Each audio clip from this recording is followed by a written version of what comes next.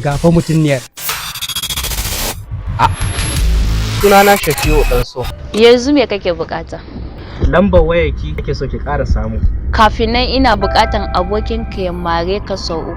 Kawai ka shafka min mari abin lambar waya.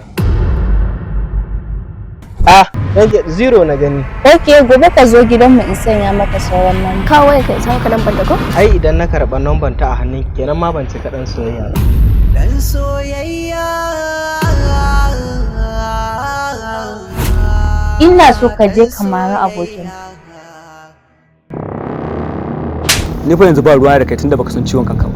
Na yi da zan yi in fahimtar da shi, amma ya ki ganewa. Shi yasa kawai na kyale shi. Ai ko yana gab da shiga mummunan yanayi. Masoyi mahaukaci. Kai dai ka ba da maza wallahi. Ni komi ne akan ta ban faɗi ba. Salan naka na daban ne.